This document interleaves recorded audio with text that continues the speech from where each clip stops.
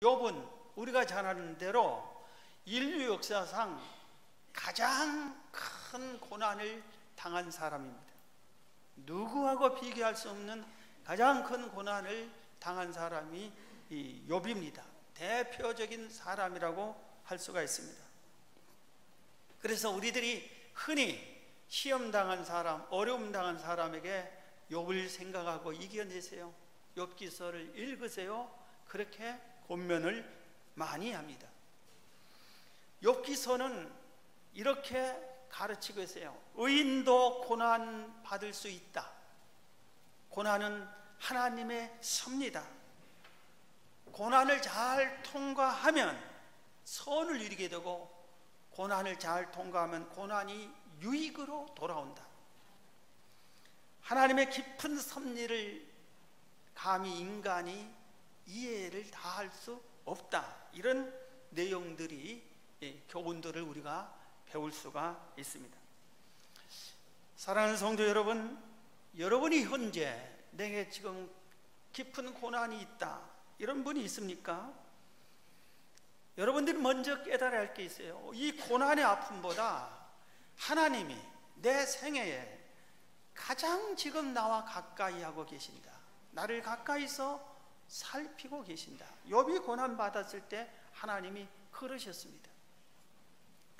고난은 내게 새로운 기회가 될 수 있다. 이 고난을 이기기만 하면, 잘 통과하면은 나는 새로운 하나님의 사람으로, 새로운 믿음의 사람, 축복의 사람으로 내가 다시 일어설 수 있다. 이런 좋은 기회가 된다 하는 것을 우리가 깨달아야 됩니다. 여러분, 고난은 반드시 이길 수 있습니다. 왜냐하면 하나님이 우리 모든 성도들에게 감당할 시험 외에는 주시지 않는다고 그랬습니다. 마귀는 우리를 멸하려는 시험을 주지만, 마귀가 우리를 멸하려 할 때 하나님의 자녀인 우리를 하나님이 외면하지 않습니다. 우리와 함께 하시는 겁니다.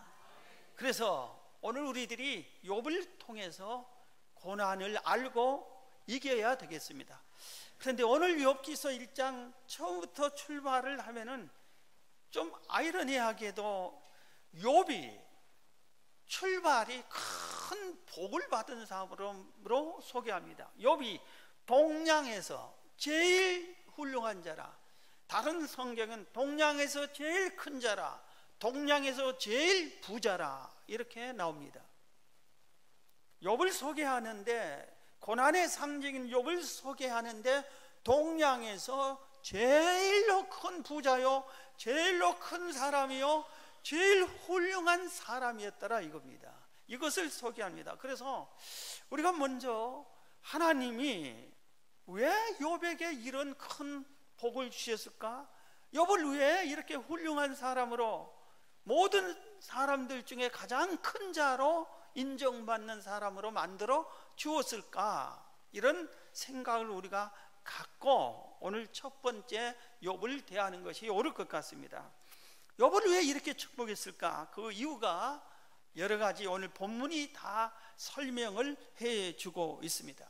자, 먼저 우리가 알아야 할 것은, 복은 하나님이 주셔야 돼요. 오늘 10절, 1장 10절을 보면은 주께서 그와 그의 집과 그의 모든 소유물을 울타리로 두르심 때문이 아니니까 주께서 그의 손으로 하는 바를 복되게 하사. 지금 사단이 욥에게 하나님께 말하는 겁니다.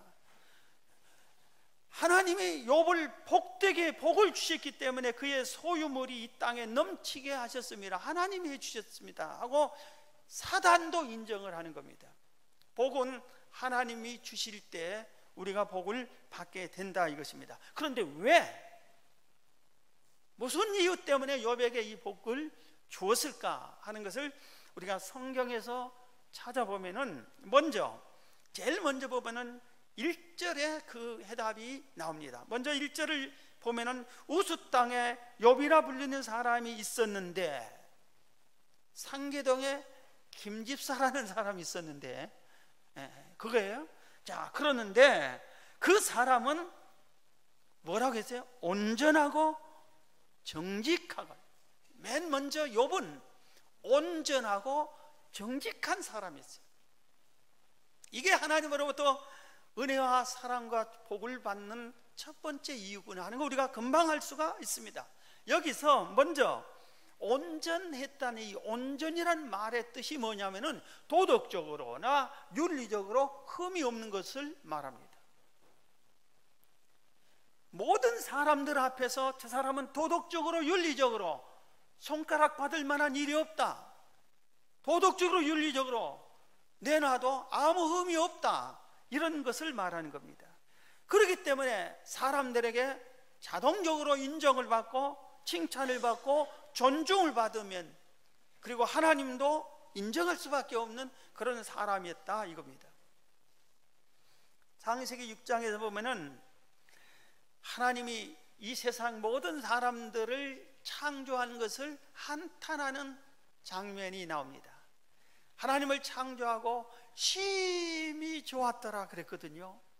그런데 이 하나님이 너무 기뻐했던 이 천지를 창조하고 사람을 창조했는데 이 사람들이 죄를 지은 겁니다. 그래서 죄 짓지 않는 사람을 찾아보기 어려울 정도로 죄를 다 지었어요. 그래서 하나님이 내가 왜 사람을 창조했던 거 하고 한탄하는 장면이 나옵니다. 창세기 6장 5절에 여호와께서 사람의 죄악이 세상에 가득함과 그의 마음으로 생각하는 모든 계획이 항상 악할 뿐임을 보시고 땅 위에 사람 지으셨음을 한탄하사 마음에 근심하시고 했어요. 그런데 8절 9절을 보면 그러나 노아는 여호와께 은혜를 입었더라. 노아는 의인이요 당대의 완전한 자라 그랬어요. 노아는 의인이요, 노아 시대에 모든 사람들이 죄악으로 가득 찬 그 시대에 완전했다, 의인이요 완전했다 그랬습니다. 욥의 시대도 노아 시대도 오늘 이 시대도 우리들이 완전하게 살기가 사실 심히 어려운 시대예요. 우리가 완전하게 사는 것이 저절로 된 게, 힘쓰고 애쓰고 노력을 많이 해야만 완전해질 수 있어요. 악과 싸워서 이겨야만 완전해질 수가 있어요. 가만히 있으면 저절로 악과 더불어 살게 할 수밖에 없는 이 세상이 되고 말았습니다. 우리나라에 장관을 비롯한 공직자들을 청문회 하는 것이 도입된 지 한 20년 정도 된 것 같아요 보니까. 그런데 청문회 딱 했는데 보세요, 지금까지 수많은 우리나라의 최고 고위직을 세우려고 할 때 이분이 흠이 없나 자격이 있나 조사를 하는데 단 한 명도 20년이 넘게 이 청문회를 지켜보면서 단 한 명도 아무 흠도 없는 온전한 사람이 없었어요. 단 한 사람도. 모두가 뭐 조사하고 파헤쳐 보니까 이런 흠이 있고 이런 단점이 있고 이런 부족함이 있고 이런 불법을 저지르려고 다 그랬어요. 그러다 보니까 이런 적당한 것을 이해해 주자, 봐주자, 그래서 세워지고, 이 사람은 너무했다 그래서 안 되겠다 해서 몇 사람을 탈락시켰지, 완전한 사람은 한 번도 나오지를 않았어요. 이건 제가 정확합니다. 한 명도 없었어요.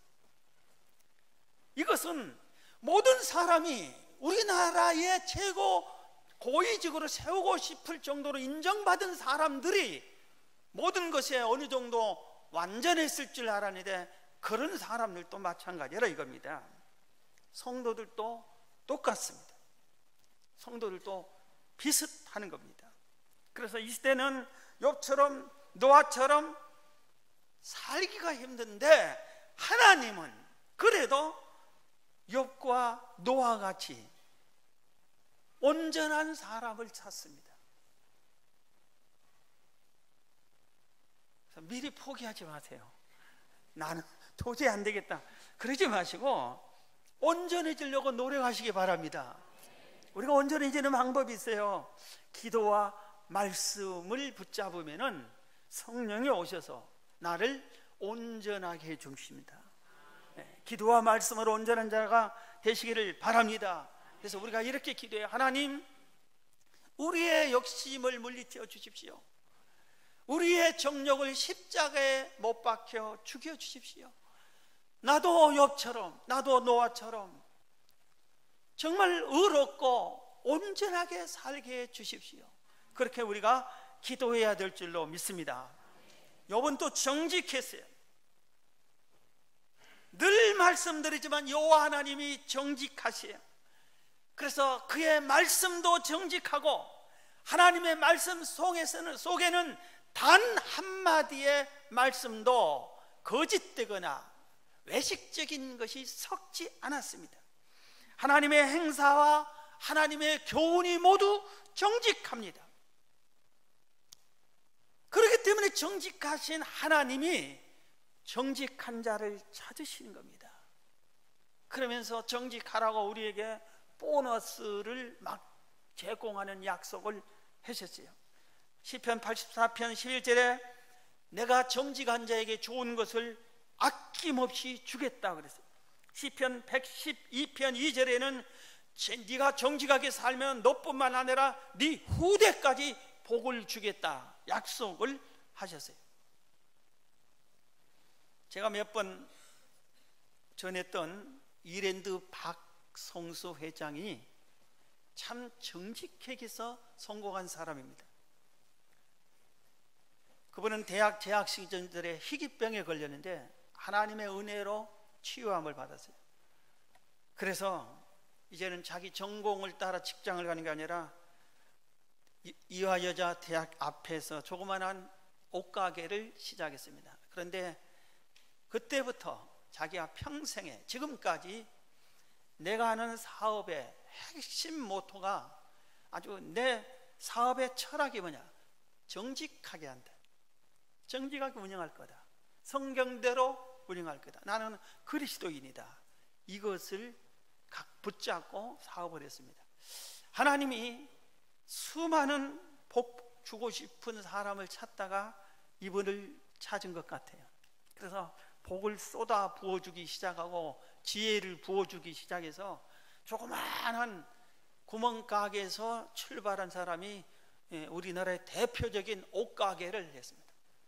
어느 날 세무서에서 특별감사팀을 조직해서 이 회사에 부정이 있다, 비리가 있다, 반드시 있다 하고 특별감사팀을 세무조사로 보냈습니다.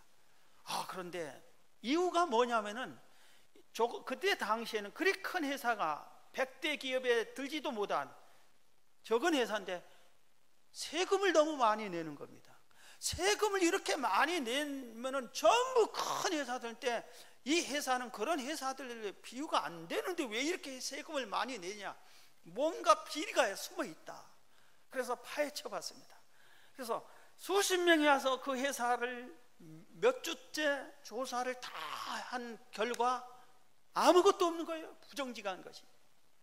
이 회사는 자기들이 세무사 특별감사팀이 계속 근무해 본 한 번도 만나보지 못한 정직한 회사였어요. 그래서 결론을 내렸습니다. 이 회사는 이제 세무감사하지 않는다. 지금도 감사를 안 해요. 이 회사 박성수 회장의 목적 중에 하나가 나는 세금을 가장 많이 내는 회사가 되고 싶다. 어떻게 하면 세금을 더 많이 낼까? 보통 사람은 어떻게 하면 세금을 안 낼까? 덜 낼까 하는데 이 사람은 어떻게 하면 세금을 더 많이 낼까? 이런 생각으로 회사를 운영했다 이겁니다. 우리나라가 망했습니다. 경제가 IMF가 터진 겁니다.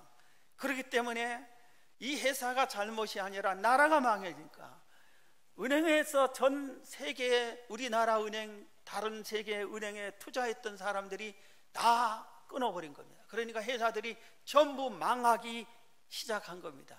완전히 이럴 때 이 이랜드라는 회사도 파산 직전에 이르렀습니다. 그런데 파산 직전 하루 전에 외국인 회사가 큰 투자를 해줍니다. 돈을 준 거예요. 그 당시에 제가 생생하게 기억합니다. 많은 회사들이 가장 알짜배기 회사를 헐값에 팔아서 돈을 잡아서 회사를 운영하게 하는 겁니다. 그렇지 않으면 회사가 다 무너지니까 알짜배기 회사를 그냥 헐값에 매매하는 거예요. 그래서 투자처를 찾는데 투자를 망한 나라에 망해가는 회사를 누가 함부로 투자를 해주겠어요? 그런데 외국인 회사가 투자를 해주고 있습니다. 그래서 회생이 된 겁니다. 기적적으로 이 회사가 살아난 겁니다. 투자한 회사 그 실무 고위 간부에게 물었습니다. 어떻게 우리 회사를 투자해 주어서 우리 회사를 살렸습니까? 그러니까 우리나라의 IMF로 회사들이 무너져 갈 때 자기네 본사에서 한국에 있는 회사 중에 2개를 우리가 투자하자 그렇게 결정하고 2개 비전이 있고 전망이 있고 잘 회사를 운영한 회사를 찾기 시작했어요. 계속 찾는데 아무리 찾아도 찾지 못했는데 이랜드 당신 회사만 이중장부가 없습니다. 모든 회사가 이중장부가 있는데 당신 회사만 없습니다. 그래서 당신 회사를 우리가 투자해서 당신과 같은 정직한 회사는 앞으로 잘 될 겁니다. 그렇게 하고 투자를 해줬답니다.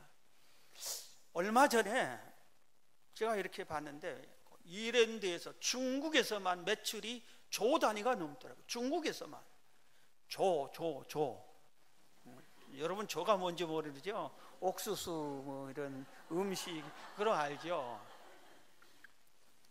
조 엄청나게 물건을 팔고 수입을 올린 것입니다. 지금도 생생합니다. 아주 옛날에 들었던 그 기억이 어느 기자가 강원도 깊은 산골에 인가가 별로 없는 도토리 묵박집 거기 가서 주인장 노인에게 물었습니다. 도대체 왜 이 묵박집은 잘 됩니까? 여기 인가도 없고 지나가는 차도 별로 없고 사람도 없는데 왜 이렇게 잘 됩니까? 비결이 뭡니까? 하니까 그분이 하는 말이 비결은 무슨 비결이에요? 도토리로만 묵을 썼기 때문이지. 도토리로만 묵을 썼기. 참기름집에 잘된 참기름 주인에게 비결이 뭡니까? 하니까 비결이 무슨 비결이에요?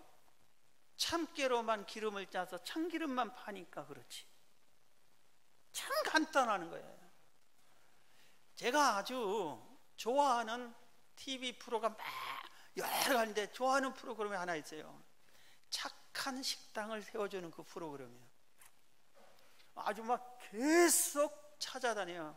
한 품목에서 이 식당이 정말 착합니다, 정직합니다, 건강한 음식 모든 면에 최고의 모범입니다 해서 딱 해줘요. 예를 들어서 딱 한 가지 품목, 모밀국수다 아니면 갈비다 하면 한 품종을 가지고 이 모밀국수에 착한 식당이 있나 하고 찾아보는 겁니다. 그래서 숨어서 모르게 가서 먹어보고 소문을 듣고 저기 정말 맛있고 좋은 식당이라면 소문을 듣고 들어가서 몰래 숨어서 점검을 다 해보는 겁니다. 그런데 만약에 한 품종의 모밀국수에 착한 식당을 찾으려고 할 때 서울에만 모밀국수집이 얼마나 많습니까? 전국에 얼마나 많냐? 그러면 착한 식당이 수도 없이 나와야 되는데 하나 찾기 위해서 전국을 헤맵니다. 그렇게 찾아도 못 찾아요. 겨우 어떻게 해서 하나 찾는 게 아주 힘들어합니다. 그래서 거기다 조그만하게 착한 식당이라고 표를 붙여줘요. 그래서 제가 착한 식당에서 밥 한번 먹고 싶다. 착한 식당을 전국을 찾아보는데 한 번도 못 찾았습니다. 우리가 정직하게만 하면은 나 같은 사람도 거기 가고 싶잖아요. 그 식당에 가고 싶잖아요. 정직하면은 정말 강원도 산골에 도토리 묵박집이 어딘지 모르지만 거기를 가서 한 그릇 팔아주고 싶어. 그리고 수고했다고 팁을 주고 싶어. 저는 진짜 도토리 묵을 씁쓸해가지고 별로입니다. 그런데 가서 먹어주고 싶어요. 정직하면 나도 그런데 하나님이 정직하게 사는 사람을 가만히 두지 않는다 이겁니다. 내가 뭐 너희의 복을 주마, 네 자손까지 복을 주마, 그렇게 한 겁니다. 사랑하는 성도 여러분, 이제부터라도 우리가 온전하고 정직하게 살기로 결단하십시다. 우리의 결심이 사흘을 못 간다 해도 괜찮아요. 그래서 결심하는 겁니다. 그리고 또 도전해서 내가 온전해야지, 정직해야지, 그렇게 하는 겁니다. 그러다 보면은 우리도 정직한 사람, 온전한 사람으로 다듬어질 줄로 믿습니다. 그 다음에 두 번째, 욥은 왜 하나님이 이렇게 동방의 제일 큰 자로, 훌륭한 자라고, 동방 제일의 부자로 세워졌을까? 오늘 1절 또 읽어봅니다. 1절에 우스 땅의 욥이라 불리는 사람이 있었는데 그 사람은 온전하고 정직하여, 오늘 말씀드렸죠. 그런데 그 다음에 하나님을 경외하며 악에서 떠난 자더라. 하나님을 경외하고 악에서 떠났습니다. 예. 자, 욥을 우리는 잘 압니다. 큰 시험을 당했잖아요. 큰 환난을 당했잖아요. 동양 제일의 부자가 하루아침에 알거지가 됐습니다. 다 망했습니다. 10자식이나 둔 다복한 모든 사람의 부러운 귀한 자식들이 10명이나 있었는데 이 10자식이 다 죽었습니다. 그러니 어떻게 됐습니까? 이 상황에서 어떻게 했습니까? 그런데 욥기서에 보면은 그 일을 당해 종들이 보고합니다. 계속해서 주인님, 양 7,000마리가 하루아침에 다 죽었습니다. 주인님, 소가 500쌍이 있었던 것 다 죽었습니다. 다 뺏겼습니다. 주인님, 당신의 10자식이 다 태풍에 집이 무너져서 다 그 자리에서 즉사했습니다. 이런 소식을 들었는데 바로 그 소식을 들은 욥이 오늘 1장 20절에 욥이 일어나 겉옷을 찢고 머리털을 밀고 땅에 엎드려 예배하며 이르되, 욥이 아닌 일이 뭡니까? 여호와를 경외했대. 여호와를 경외했어요. 예배했어요. 이 큰 시험을 당했는데 욥이 하는 일이 뭐예요? 여호와를 경외했어요. 어떤 분은 욥의 10,000분의 1도 안 되는 어려움을 당했는데 왜 하나님은 나를 이렇게 이 시련을 겪게 합니까? 하고 하나님을 예배하지 않아요. 원망을 해요.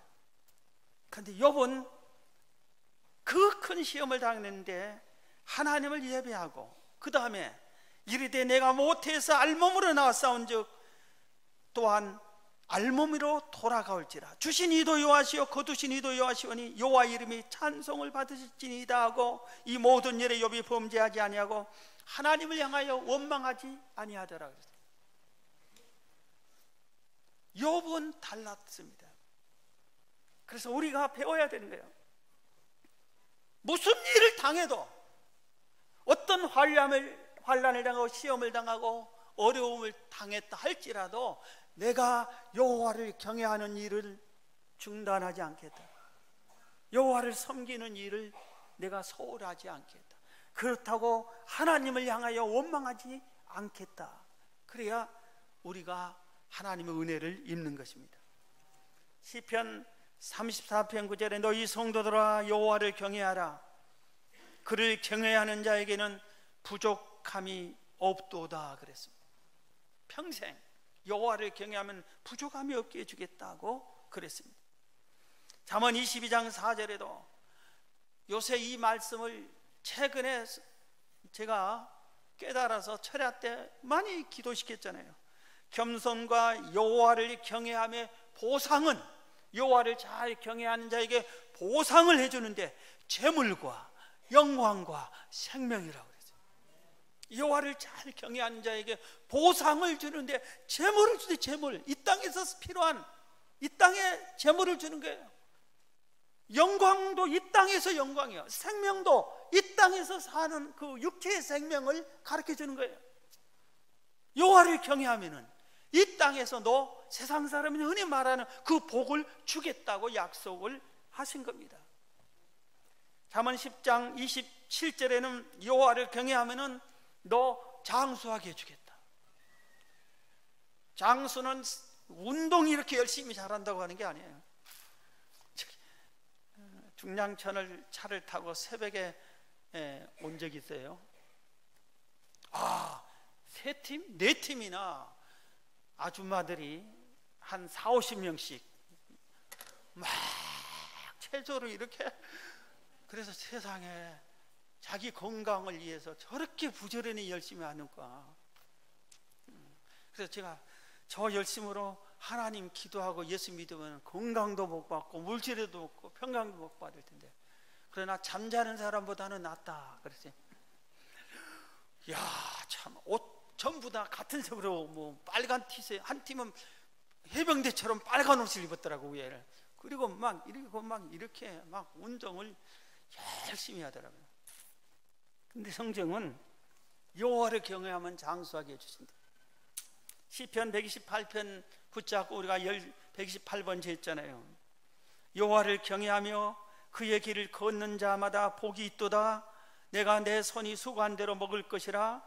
내가 복되고 형통하리로다. 여호와를 경외하면은 형통하리로다. 내가 수고한 모든 것에 복을 누리게 해주신다.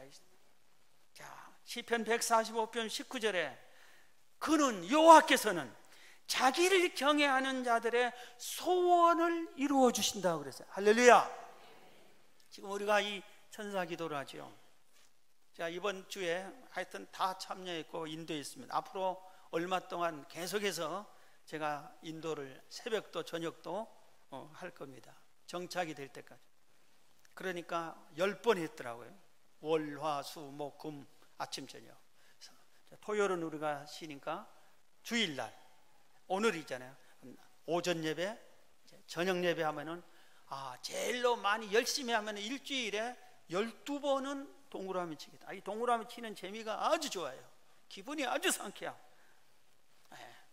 여러분 꼭 이 소원 이루어달라고 기도하시기를 바랍니다. 여호와를 경외하면은 그 여호와를 경외하는 자들에게 소원을 이루어주겠다. 방금 말씀 시편 145편 19절에 그렇게 약속하셨어요. 그렇기 때문에 욥이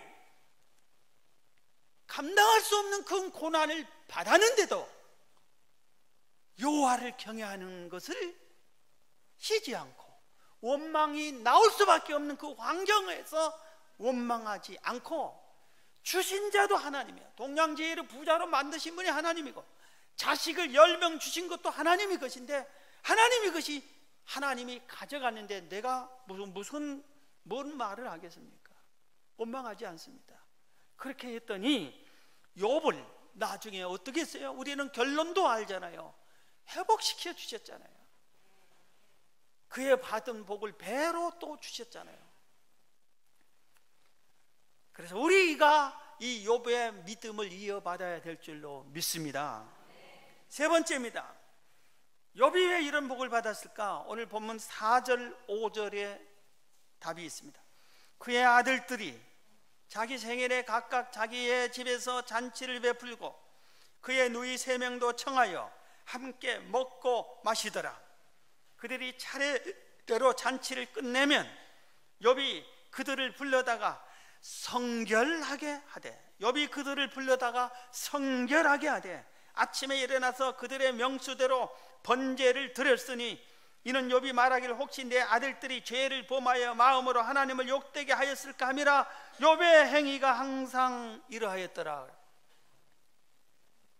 욥이 10자녀를 신앙으로 잘 양육한 겁니다. 그래서 10자녀들이 여기는 생일잔치에는 마음이 좀 줄이 놓여지잖아요. 그래서 이 생일이니까 하고 실컷 먹고 마시고 또 죄를 지을 수 있잖아요. 그래서 욥이 그것을 생각하고 그런 잔치가 벌어지고 자식들이 죄를 지을 만한 행동을 했거나 그러면 불러다가 성결하게 해주세요. 가정 예배를 드리고 성전에 데리고 가서 그 자식 이름으로 제물을 바치며 번제를 드리게 해주세요. 그래서 죄사함을 받게 해주셨어요.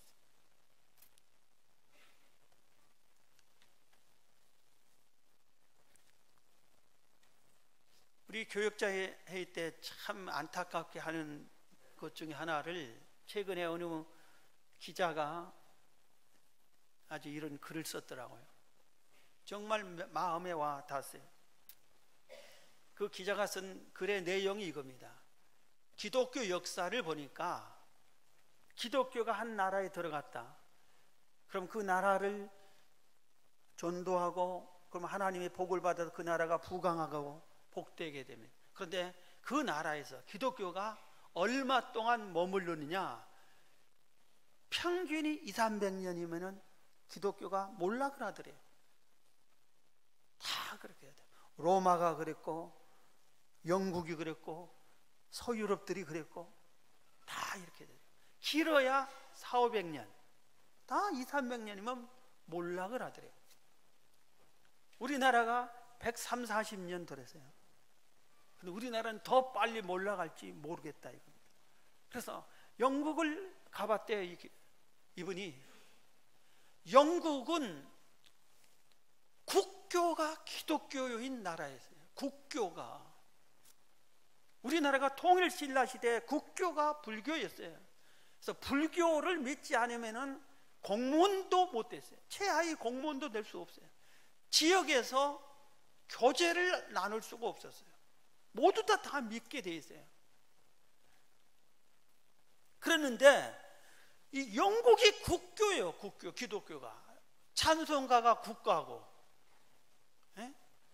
이런 식으로 된 나라였는데 영국의 교회들을, 예배당을 보니까 텅텅 비었고, 과거에 큰 훌륭했던 예배당이 술집, 카베라가 되고, 조금만 되는 도서관이 되고, 어떤 데는 이단, 모슬렘 그 세계를 파괴시키려고 하는 이슬람, 거기 성당이 되더래.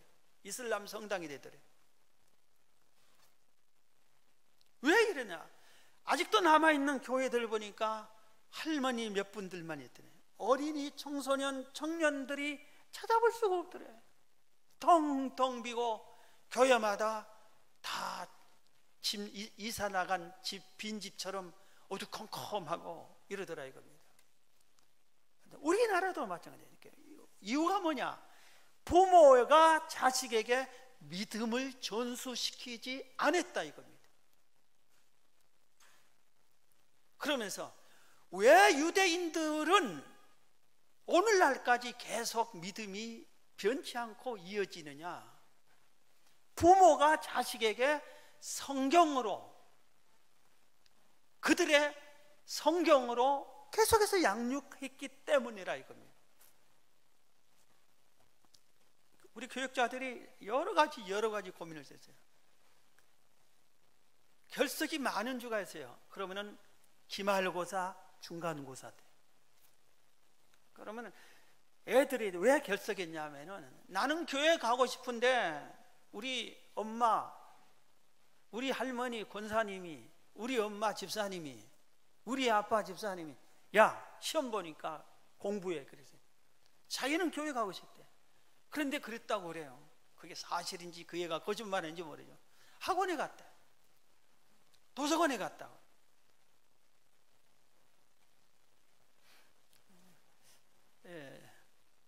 죄송한데 제가 좀 정말 죄송한데 군대 면회 간다고 주일 예배를 안 드린 분은 아직 이해가 좀 안 됩니다. 이해가 안 돼요. 하나님이 정말 하나님의 자식인데 그렇게 해도 될까? 저 정도밖에 믿음이 안 될까? 이런 생각을 해봅니다. 오늘 우리들이 알아야 할 것은 욥은 그렇지 않았어요. 여호와를 경외하는 것을 잘했어요. 그렇기 때문에 하나님이 욥을 사랑했고 욥을 인정했고, 사단이 와서 그렇게 하나님의 허락을 받고 욥을 공격해서 무너뜨리고 자식을 죽이고 집안을 망하게 하고, 그래도 욥이 무너지지 않은 겁니다. 믿음이 무너지지 않은 겁니다. 그래서 결국 사단이 졌고 욥이 나중에 큰 복을 받은 겁니다. 욥이 욥이 받은 복을 다시 한번 살펴봅시다. 1절, 2절, 3절입니다. 우스 땅에 욥이라 불리는 사람이 있었는데 그 사람은 온전하고 정직하여 하나님을 경외하며 악에서 떠난 자더라. 그에게 아들 7과 딸 3이 태어나니라.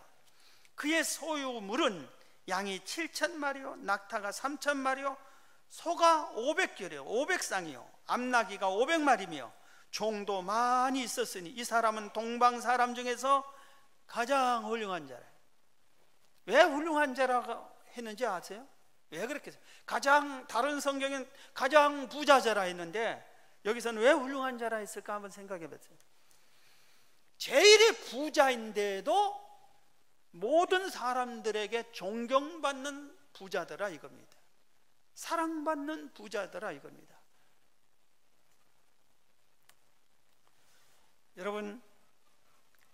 여러분이 지금 고난에 처했거나 아직도 고난 중에서 힘들어 하시는 분은 오늘 말씀을 생각하고 이 욥을 생각하면서 여러분들이 욥기서를 또 묵상하면서 여러분이 받은 고난을 이기시고 욥처럼 믿음으로 승리하시기를 주의 이름으로 축원합니다.